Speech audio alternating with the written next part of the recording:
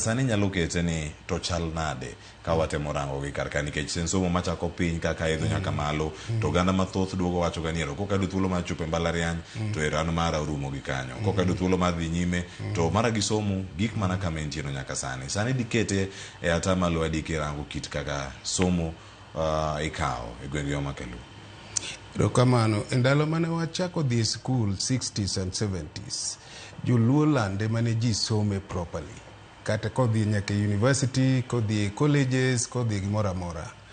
To bang'e tie sama sani ting'eni sirkal tiyo keto somo chiegni didek. Nitie ma nyathi nyalo somo maber e secondary school mabiro e university. To kendo nyathi nyalo somo bende pod okalo to kokalo ahinya modhi e training miluongo ni TVETs and many others. Koro sani gimkang'iyo somo mantiere e Luo lande ma pod ji wacho ni nyithindo ofel. E kunde mantie kaka Kikuyu land to gi Meru tiyudo nyithindo kata nyathi oyudo D- kata E to pod iyudo kaka janyuol struggle mondo tere odhi osome TVETs, osome village vocational colleges, osome KMTC, osome TTC, all this kind of thing. Koro nadwa kwayo jowa okinyi masani makoro kachako ni. Onge gimoro somo masani onge gimoro nyathi ofel to bende at the same time nyithindwa be nyaka somo matek bende BA university kibiri somo matek yudo A yudo C+ and above ibire university to kiyudo less than C+ bende podi nyalo dhi e TVETs podi nyalo dhi e vocational colleges and sirkal oyawo gigi te.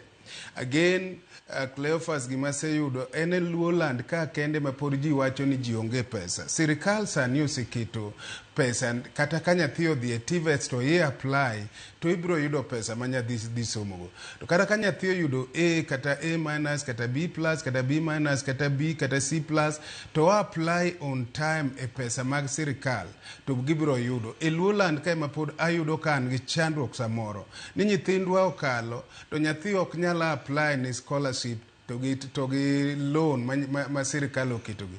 And again Cleophas nyathi again kokalo dhi e university bende nitie pesa mimiye mane waluongo chon kane wadhi e university ni boom pesa madhi e mfuko mano bende ye apply. Koro jothurwa yie uru ni umbende u apply ni pesa nigi kok i apply to kiyudi. In fact en gima very annoying gima wango ich ni iyudo ni e Luo lande ma ji pod paro ni pesa onge koro nyathi ok nyal dhi e university kuonde moko gite to nyithindo te dhi e school.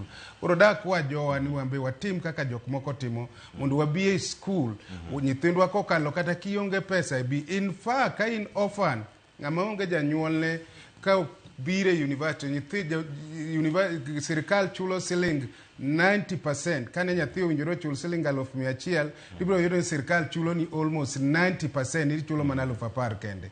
Owinjore watim kamano. Mama en gimoro mosebedo ka timre koso mabiro kalore kod new funding model masani bende koso ma medo keto weche mag somo bedo matek ahinya. And Kawona, I'm very happy that I'm been involved in the new funding model from the word go.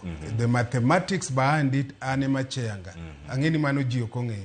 And the momia wachoni in the as far as the new funding model is concerned, da kwayo jodala wani wa apply uru. Gimatimore momiyo nyithindwa ok yud gigi ni seche mogik ni wa apply to wabedo mayom wabedo lazy. Ng'ato dhi e cyber cafe, cyber to miyo jogo ni ofil negi gigo and then giketo wrong information. Ka yudo ni nyithindwa ok nyal yudo support. Sirkal oketo pesa, it doesn't matter who you are, kumora